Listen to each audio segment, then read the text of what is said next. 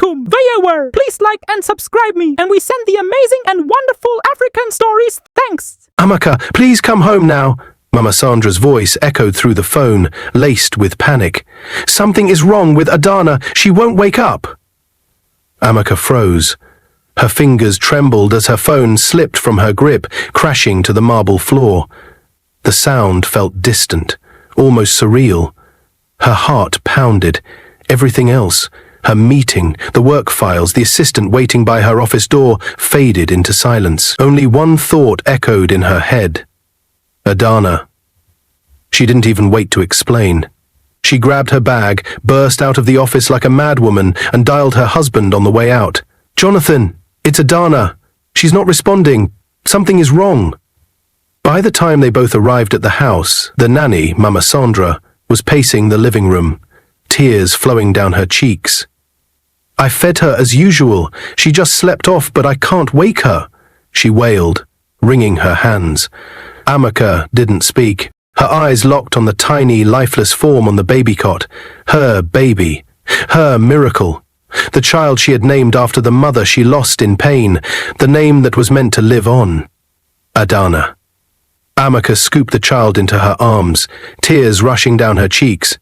"Adana," she cried. "Wake up, baby, please. Wake up." But the tiny body was still. Too still.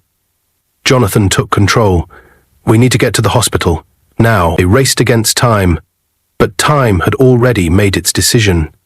In the sterile white room of the hospital, the doctor's voice came like a dagger. I'm very sorry.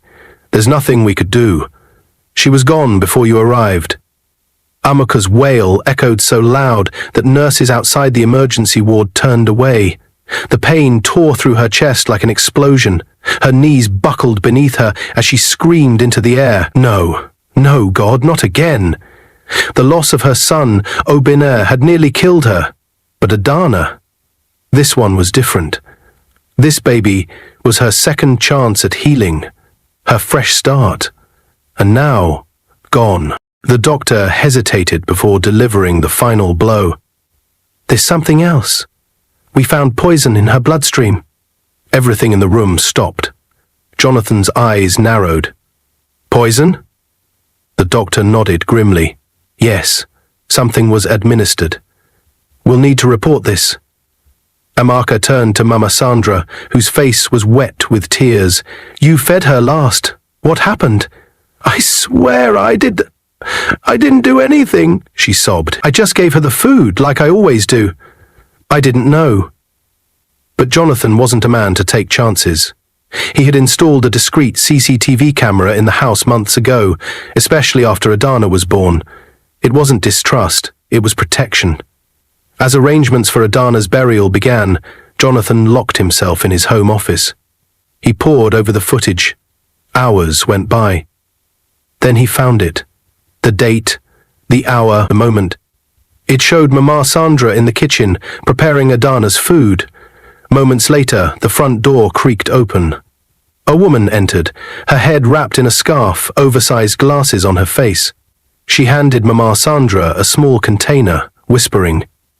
Sandra nodded, took the item, and dropped something into the baby's feeding bottle. The stranger turned slightly, her face catching the corner of the camera. Jonathan paused the footage, zoomed in, and froze. He couldn't believe what he was seeing. He slammed his fist on the table and ran to Amaka. "Amaka, come, now! Look at this!" She leaned over the laptop screen. As the footage played, her breath caught in her throat. Then, the camera revealed the woman's side profile. It was her, the very woman Amaka thought was gone from this world. Amaka staggered backward. "No, that's not possible." Her voice trembled. Her hands flew to her mouth. That's Amara." "My stepmother." Jonathan nodded solemnly. "She faked her death."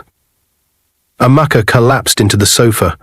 "I never attended her burial, neither did Dad. He thought she was gone." They stared at the screen. The horror was real. The woman who once sold her to a stranger, The same woman she saved and paid all the expenses for her surgery had come back to kill her child. But she didn't work alone. The nanny, the woman who had cried alongside her just hours ago, was part of it. Jonathan immediately alerted the police. Within hours, a warrant was issued. Mama Sandra was arrested the next morning. She confessed under pressure. She said it was revenge. That Amaka needed to suffer, she mumbled. She said Adana's name was a curse to her, that the child shouldn't exist. Amara, who had been hiding in a nearby village under a false name, was also arrested in a swift, quiet operation. She was shocked when the police surrounded her small room. Her evil plan had failed. Her disguise was broken. The courtroom was filled on the day of the trial. Press, NGOs and women's rights activists were all there. Though shattered by grief, stood strong. Her testimony shook the courtroom. "I did not come here for revenge," she said firmly. "I came for justice, for my daughter Adana, the name of my mother that you, Amara, once tried to erase." Amara sat behind the bars, face devoid of expression. Her wickedness had caught up with her. The judge's gavel came down. "You are both hereby sentenced to life imprisonment." Mama Sandra, the nanny who helped Amaka's stepmother achieve her evil, was sentenced together with her to spend the rest of their lives in jail, behind bars of a maximum security prison. Gasps filled the courtroom. Amaka's eyes shut tightly. She had lost another child, but this time she had fought back, and won. Her father, Mr. Andrews, stood behind her every step of the way, tears in his eyes. He held her as the verdict was read. "You did it, my daughter," he whispered. "You stopped her." But Amaka only shook her head. "I didn't win, Dad. I lost Adana." He held her tighter. She didn't die in vain. Weeks passed, but the pain refused to ease. Some nights, Amaka couldn't sleep. She'd sit at Adana's grave, whispering stories to them, clutching the small teddy bear her daughter used to hold. But she never let the pain break her, not completely. Then, one morning, she found herself staring at the mirror. Her face was pale, her hair tied in a loose bun. She turned to Jonathan and whispered, "I want to try again." He nodded silently. 1 year later, inside the same hospital where she had lost her baby, the world gave her twins, a boy and a girl, healthy, screaming and full of life. She held them close, kissed their foreheads, and whispered through happy tears, "Adana, Adaza, you are my light." But as joy returned to their lives, a knock would soon come, one that could change everything again. It was a quiet Saturday morning. The sunlight filtered softly through the bedroom curtains. Amaka lay on the bed, her newborn twins, Adana and Adaza, peacefully napping beside her. Their soft breaths were a lullaby of hope. The nursery down the hall was already painted in pastel colors, with names written on the wall in golden calligraphy. For the first time in years, Amaka felt safe, loved and whole. Jonathan tiptoed in with a tray of pap and fried "Mama twins," he whispered playfully, planting a gentle kiss on her cheek. Amaka smiled for the first time in a long while. It wasn't forced, it was real. "Do you know how long it's been since I ate without tears in my throat?" she asked softly. Jonathan didn't answer. He just held her hand and looked into her eyes. "We've come far, Amaka. You fought for every bit of this joy." Just then, the doorbell rang. Amaka frowned slightly. "We're not expecting anyone." Jonathan gently set the tray aside. Maybe it's the security guy. But when he opened the door, his expression changed. "Who is it?" Amaka called from the room. Jonathan hesitated. "Amaka, you need to come." Worried, Amaka carried Adaza and stepped into the living room. Standing at the doorway was a young girl. She looked about 17. She was thin, her hair braided tightly to her scalp. She wore a faded Ankara wrapper and a threadbare blouse. Her eyes were sunken from tears and hunger. The girl looked at Amaka, her lips trembling. "My name is Chica," she said. "I need help. I was told you help girls like me." Amaka exchanged a glance with Jonathan. She stepped closer. Chica? Who told you about me? The girl broke down in tears, collapsing to her knees. Please forgive me for coming here uninvited. I ran away from the people that kept me locked in a house in the city. They said they'd sell me to a man for money, but I escaped. I've been walking for days. Amica knelt and wrapped her arms around the girl. Chica sobbed uncontrollably. I have no one, she cried. They said I was cursed, just like my mother. She died from childbirth. I've been on the street since I was 9, but one woman, a market woman in Ojelikba, she said, find Amaka, the woman who helps girls like you. That's all she said. That's how I found you. Tears filled Amaka's eyes. She gently pulled Chica up. You're safe now. Chica nodded, but then whispered something that made Amaka freeze. They told me. They said a woman used to buy girls like me. Her name was Mama Sandra, and she didn't work alone. Amaka felt the blood drain from her face. What did you say? Chica looked confused but continued. I overheard them say she was part of a bigger group, that she used to take girls and send them to someone in another town. They said there are still people doing it, and they're angry you exposed her. Jonathan immediately locked the front door and pulled out his phone. I'll call the police. This might be bigger than we thought. Amaka felt her legs weaken. She sat on the sofa, still holding baby Adaza close. Her mind was spinning. So, Mama Sandra wasn't working alone? Was Adana's death part of something deeper? Her past wasn't just knocking. It had broken back in. Later that evening, detectives came to the house. Chica gave a detailed statement. What she revealed shook them all. There was a network, a ring of women, mostly older ones, who posed as nannies and midwives. Their real job? Trafficking girls from poor communities. Mama Sandra had been a key player, but someone else, known only as the matron, was in charge. And the last known location of the matron was in Imo State. The detectives made a promise to dig deeper. Amaka looked down at Chica and saw her younger self. Abandoned, betrayed, hurt, but now protected. I want her to stay with us, Amaka said to Jonathan. He nodded. Then she stays. That night, Amaka held her babies tightly, but sleep didn't come. She stared at the ceiling, her mind racing. If this network was still active, if there were still girls like Chica being trafficked, she couldn't stay silent. This was more than revenge now, more than healing. This was war. The next morning, Amaka held a press conference. Standing before reporters and flashing cameras, she spoke from her heart. There's a system that continues to fail our girls. I was once thrown away by my own stepmother, sold to a stranger, left to rot. I survived because God sent an angel to me who disguised as a homeless man, but many like me don't. They were not that lucky.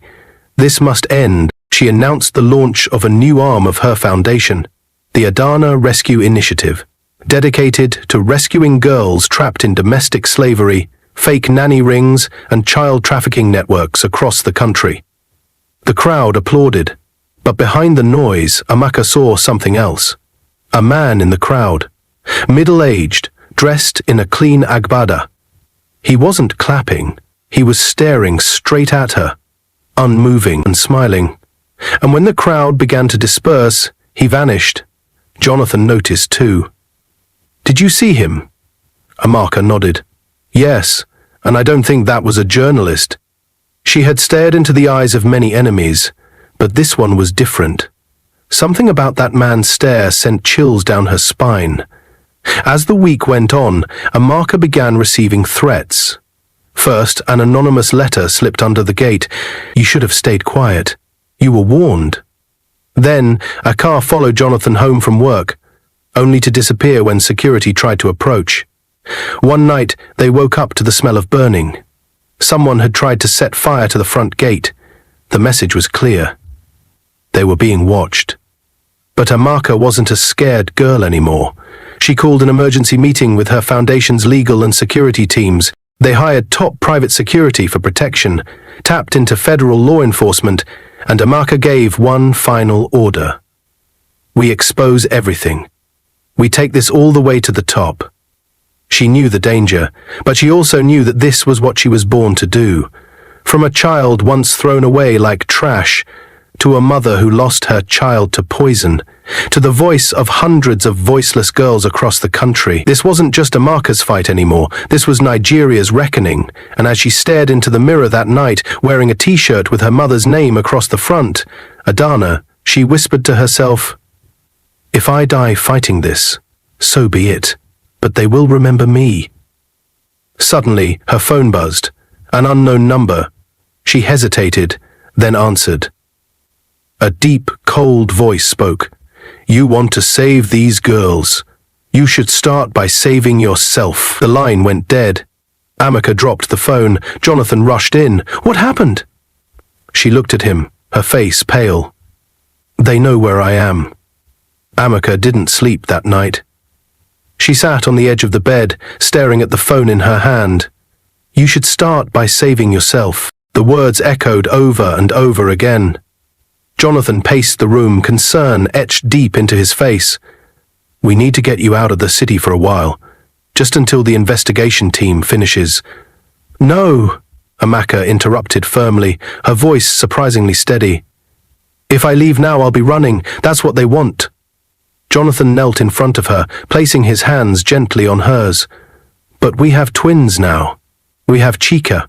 Think about them." "I am," she said softly, her eyes filling with tears. "That's why I must stay. Because if I don't finish this, these people will keep stealing girls like me, killing babies like Adana. I need to make sure Adana's name lives on, not just in my home, but in the freedom of others." Jonathan couldn't argue with that. Amaka's resolve ignited a fire in the nation. News of the nanny trafficking network spread fast. NGOs, human rights activists, and local communities joined the campaign. Her story, once whispered in dark corners, now made national headlines. From abandoned child to national hero, the woman fighting Nigeria's silent war. The Adana Rescue Initiative gained massive support. Donations poured in, volunteers signed up, survivors came forward. Each story was heartbreaking. Each girl had a scar, and each one reminded Amaka of who she once was. But even as the world applauded, the danger grew. The man in the Agbada, his name was Chief Dominic Uwoala, a high-ranking politician and secret financier of the trafficking network, and the arrest of Mama Sandra and Amara had shaken his business. Amaka's rise was a direct threat to him. "She's stirring the nation," he growled to his associate. "If she's not silenced, our entire operation is finished." Within days, a new plan was hatched. One night, as Amaka returned from a televised interview, her convoy was ambushed. Gunshots shattered the silence of the motorway. Her lead security vehicle swerved off the road, flipping twice. Her car came to a screeching halt as armed men surrounded them. But Amaka had prepared for this. The doors of her SUV burst open. Special forces, already embedded with her convoy, returned fire. The shootout was brief but brutal. 2 assailants were killed. 1 was captured alive. Under interrogation, the man confessed everything. "They said she's exposing too much." Chief Dominic ordered the hit. The confession was enough. Within 72 hours, Chief Dominic was arrested. His luxury mansion was raided, his secret files, accounts, and victim list uncovered. And among the documents, a list of 27 girls, including Chika's name. The courtroom was packed again. Amaka sat beside Chika, who held her hand tightly. Chief Dominic stood in the dock, his arrogance deflated. The judge, with heavy words, passed the sentence. For human trafficking, attempted assassination, and conspiracy to commit murder, you are sentenced to life imprisonment without parole. The courtroom erupted. Amaka didn't smile. She closed her eyes and whispered a name. Adana. Outside the court, the crowd chanted her name, not just as a survivor, but a symbol. Amaka the fighter. Amaka the voice. Adana must live.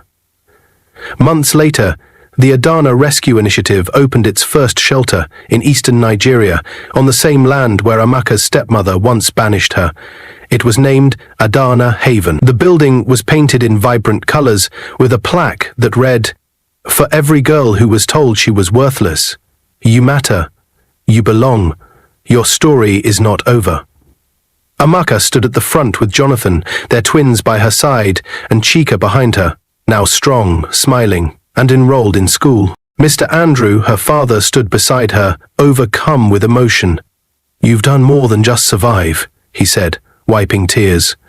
"You've turned your pain into purpose." The press came again. Cameras flashed. One reporter asked, "Amaka, what's next for you?" She looked at her children.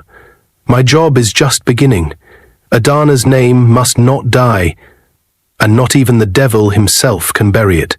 10 years later, Adana Haven had rescued over 3,000 girls across the country. Amaka became a national leader, invited to speak at the United Nations, where she shared her story, not as a victim, but as a mother who turned pain into power. Chika, now a young woman, became one of the directors of the foundation, dedicated to rescuing others like her.